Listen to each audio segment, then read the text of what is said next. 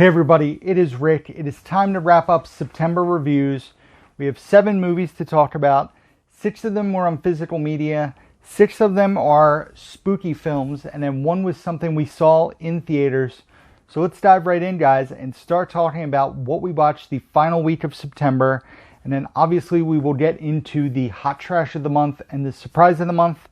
And the first movie here is a Scream Factory movie. A movie that I knew nothing about, but it's one that Bridget, my girlfriend, was a fan of when she was a kid. A movie she said her and her sisters would watch quite often when they were younger. And I had never seen it. So we had ordered it off of Amazon when they were having a sale. And it is I want to get the year right on this, because this is I believe it was a remake. Yes, it's a remake directed by John Carpenter. And is Village of the Damned, this being the 1995 release, or not release, but film, which stars Christopher Reeve, Kirstie Alley, directed by John Carpenter. Was it written by David Himmelstein? Like I said, I've never seen Village of the Damned, the original or this one. So, let's see. So the movie basically is about everyone in a town that blacks out between 10 a.m. and 4 p.m. on the day of this big fair that they're having at a school. Then weeks later, 10 women in the town are pregnant out of nowhere, including one girl who's a virgin. They all discover they're pregnant around the same time. So all sorts of weirdness ensues from there, if that wasn't weird enough. These children are born and they all look the same. You can kind of get a visual there. They all have the creepy white hair and the eyes that light up.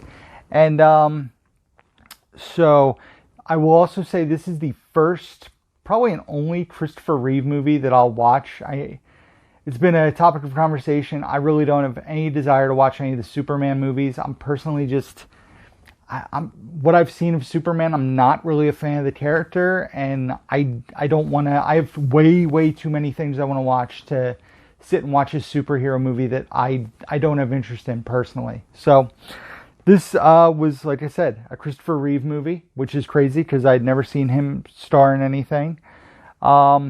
He played Dr. Alan Chaffee, who was the lead in the movie. He was very good in his role. The movie was pretty creepy. I don't like movies with creepy kids, especially having a son who's 11. Creepy kids in movies kind of freaks me out. And the movie kept me intrigued throughout the runtime. Not sure how it was going to wrap up and how they were going to end this one.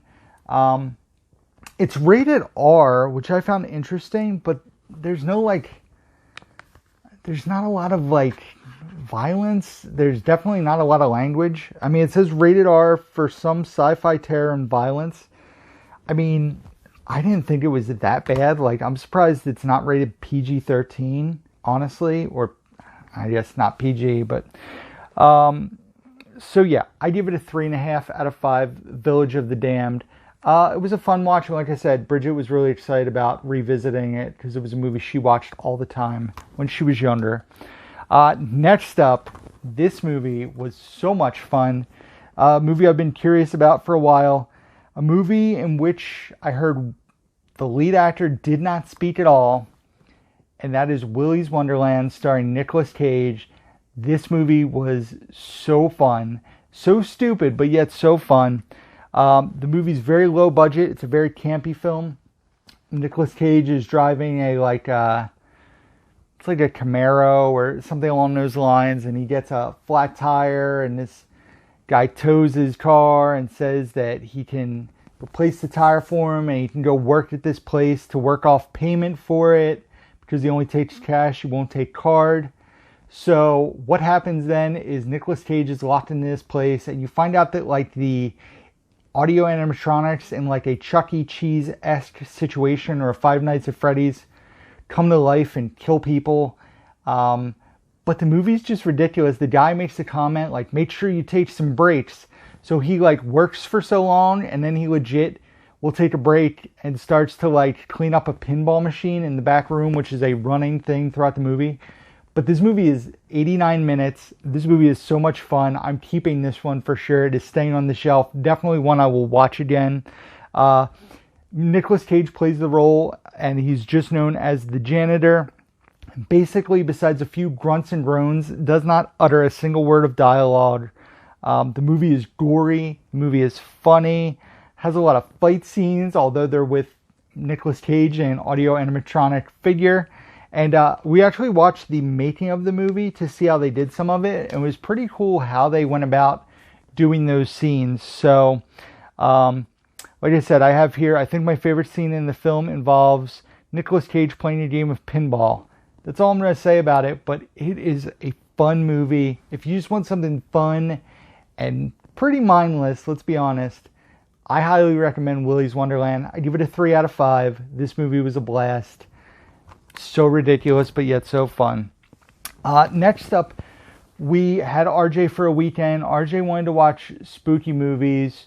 So I was trying to find something that was RJ appropriate, and I've been wanting to revisit this movie for a while. And I figured it was pretty alright for RJ to watch. It's, PG-13 movie, and it was filmed in our neck of the woods, as the filmmaker is from the Philadelphia area.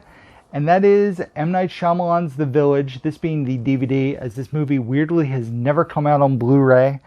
A lot of people give this movie flack, but I really think this movie is incredibly well done. It's a fantastic character study on how people can be manipulated into living a certain way based on the way they're brought up. And, the cast in this movie is pretty insane, especially some years later, because I want to say this movie came out in 2004, maybe? I'm pretty sure. I think this movie came out in 2004. You have Bryce Dallas Howard, Joaquin Phoenix, William Hurt, Sigourney Weaver, Adrian Brody, a young Jesse Eisenberg is in this movie. Now, I will say the movie isn't quite the same on a rewatch. Whereas you're, on the initial watch, you're looking for what the payoff is of the movie. What the M. Night Shyamalan always has that twist. So what, the twist is going to be. But on a rewatch, it allows you to study like the characters more and the main characters as well as the side characters to see how everybody acts and lives in this situation. I know the movie's, 17 years old, but I don't want to spoil it. I don't like to do spoilers when I'm doing reviews. But like I said, I admired all the performances on the screen upon a rewatch. And I gave this I gave this a 4.5 out of 5. Absolutely enjoyed this one. So, The Village, definitely one I recommend checking out if you haven't seen it. RJ really, really enjoyed this as well. I believe he rated it on Down to Movie Mini on Letterboxd. If you guys don't follow RJ, go ahead and do yourselves a favor. If you're on Letterboxd, give him a follow. And I highly recommend The Village. And since we watched The Village, the next night he wanted to watch Signs, another M. Night Shyamalan movie, one that also is appropriate for RJ, a PG-13. These are more like thrillers, suspense thrillers, not necessarily horror movies. So, another movie that features outstanding performances. Mel Gibson is excellent in this movie, and so is Joaquin Phoenix. Then you have a young, is it Kieran Culkin and Abigail Breslin? I think do I have it here? Rory Culkin and Abigail Breslin. So Macaulay Culkin's one of his younger brothers, Rory, and then Abigail Breslin is the daughter. Those are pretty much the 4 stars of the movie. There are a few other people in it. M. Night Shyamalan is in the movie, but the focus is on the 4 of them. A movie that proposes a lot of interesting questions. So on a rewatch, you can kind of look at it through a different set of eyes, which is what I really enjoy about most of M. Night Shyamalan's movies. After that initial watch where you're watching and kind of going in blind for the twists, you can study on rewatches how the characters act, how they tease, the twist, or how they build up to where the ending of the movie is going. So I felt like a lot of M. Night Shyamalan's early movies too proposed really interesting, like thought-provoking concepts, stuff like this and The Sixth Sense, The Village, whereas he got away from that and then kind of went back to it with Old. A lot of people give Old flack, and I really enjoyed Old, and it proposes some really interesting, questions like, what would you do in a similar situation? Is what they're doing wrong in that movie? Is it something that you would do or be a supporter of in the movie? So, like I said,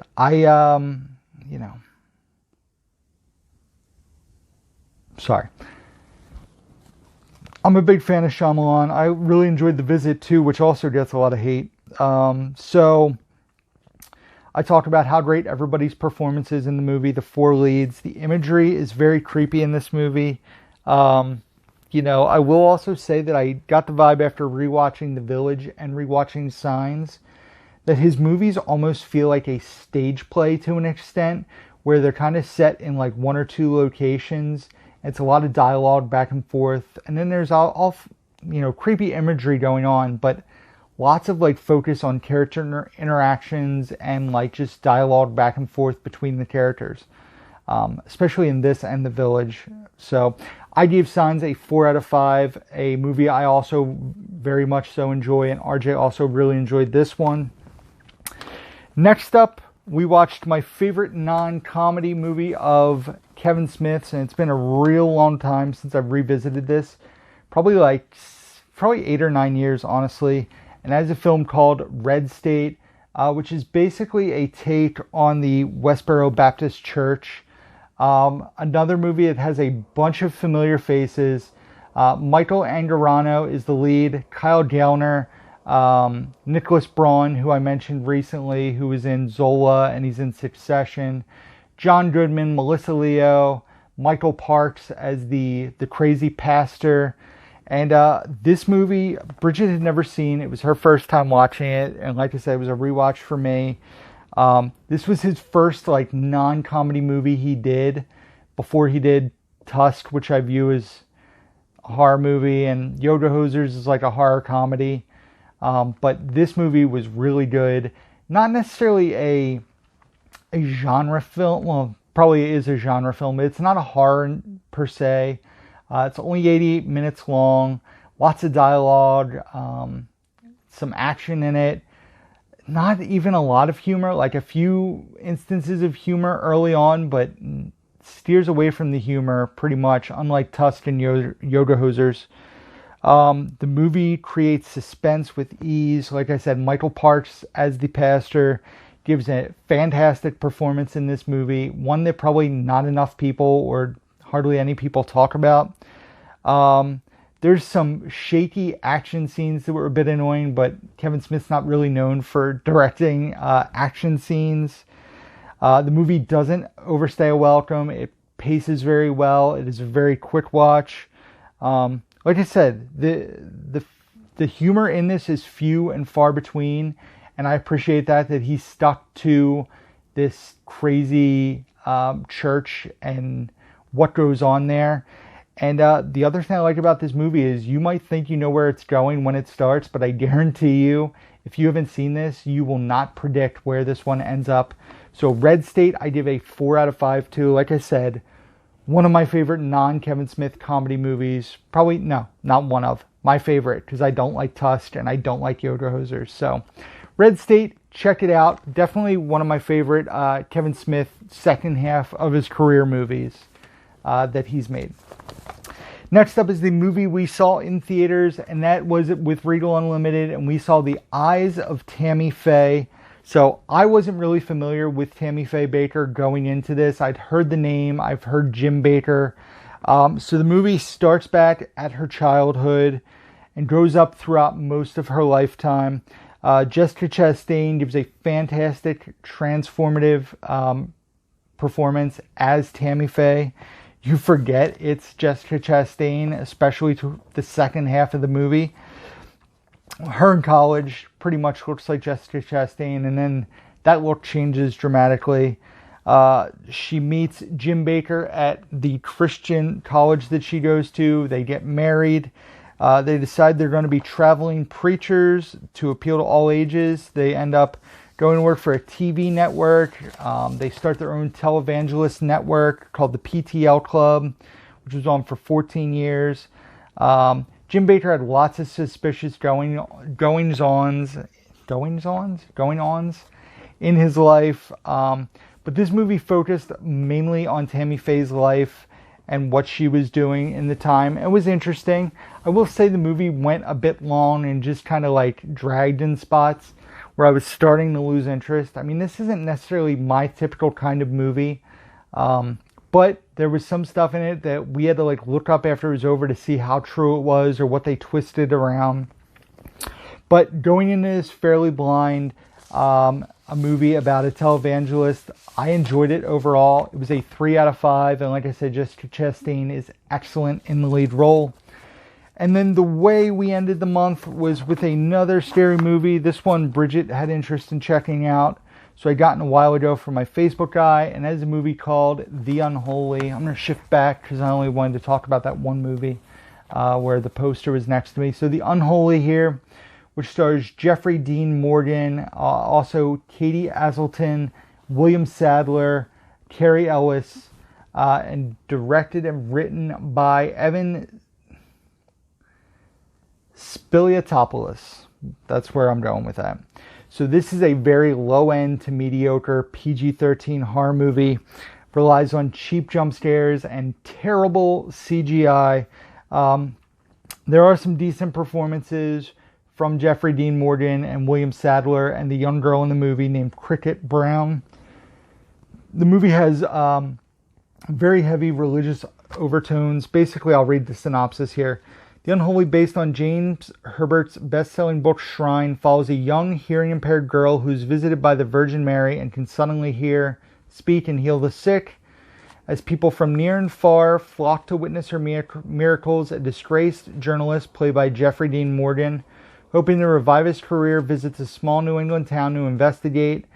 As terrifying events begin to happen all around him, he starts questioning if these miracles are the works of the Virgin Mary or something much more sinister. So, but like I said, it's a movie that has heavy religious undertones. Basically a movie about people praying to a false idol that is fueled by an alcoholic newspaper writer who's out of work. So I was not a fan of this movie. This was rough for me to get through. Bridget, I think, was pretty disappointed. It's very slow paced and it's only 99 minutes. Like, I was fighting falling asleep throughout this one, and just wasn't very good. I kindly gave this a 1.5 out of 5. I think I was being very nice. Probably more so a 1 the more I think about it. And I might as well keep holding it up because we're going to say that I watched 24 movies in September. And big graphic, hot trash of the month right here. The Unholy. This one is not making the shelf. This is going bye-bye. Don't need to watch this one again. This was pretty bad. So, hot trash of the month goes to The Unholy. And I guess I do have to shift back over because the surprise of the month was a film that I was talking about in the last video. My new favorite movie of 2021 so far, Blue Bayou. The movie is absolutely fantastic. I cannot wait till it releases on Blu-ray to watch it again. Justin Chon wrote, directed, starred, produced, crushed this movie. Such a powerful watch. Have not stopped thinking about it since I've seen it. It's been, a month now. The movie is fantastic. Do yourselves a favor. I know I said it last week. Check this movie out. When it comes to physical media, if it's still playing in theaters near you, go see it. It is one that I highly recommend. Blue Bayou, fantastic. So that is it, guys. That is everything for the month of September that I watched. So thank you guys for watching. As always, be sure to check out the description box down below where you can find links to my Facebook, Instagram, Twitter, Letterboxd, where I rate and review all the movies that I watch. My eBay store, Amazon wishlist, Blu-ray.com profile, all can be found down below, along with my email address and P.O. box. That is it, guys. So as always, until next time, who's down to movie?